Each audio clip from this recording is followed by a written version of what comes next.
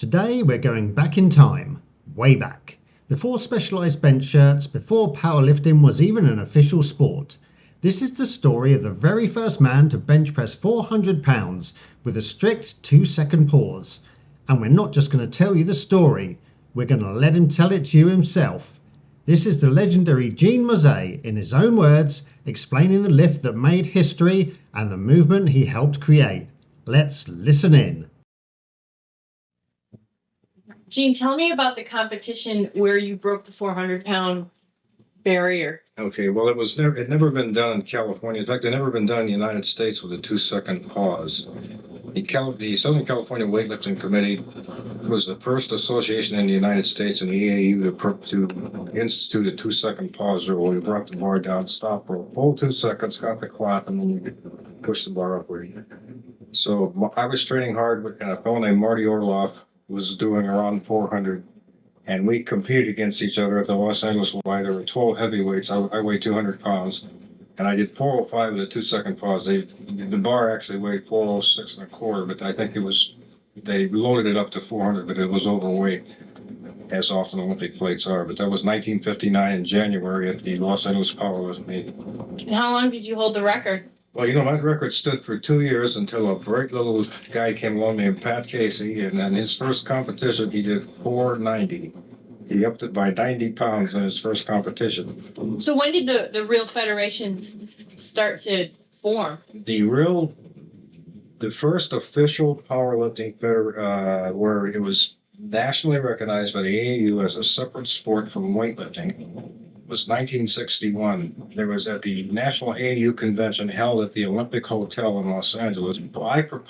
I got up and spoke before the group and said that powerlifting needs a separate committee and under separate jurisdiction from weightlifting. That powerlifting meets should not be addendums or called odd lift meets. They should be called powerlifting meets, and it should have its own association.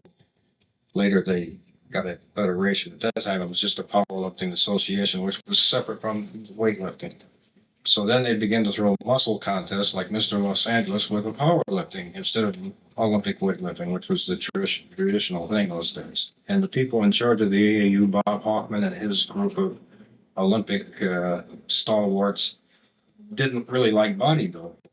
In fact, they instituted a rule that a bodybuilder had to lift 3 times his weight in the Olympic lifts in order to get athletic points so he could compete in the Mr. America contest.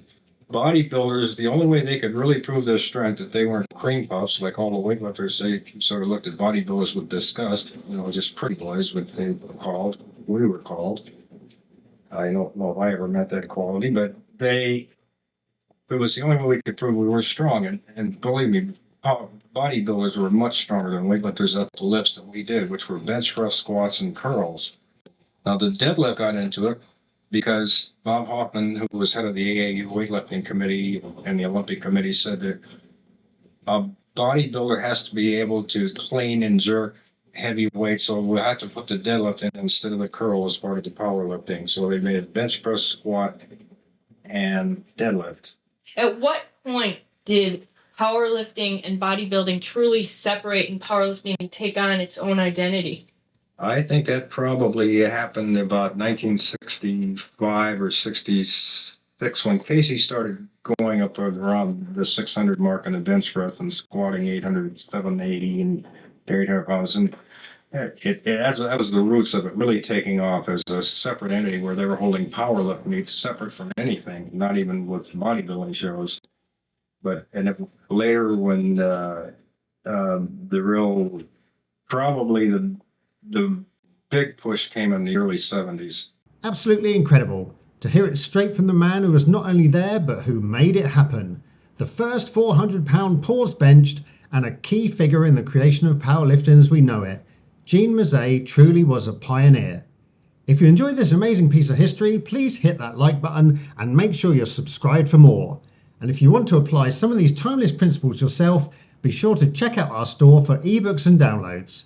Thanks for watching, and we'll see you in the next one.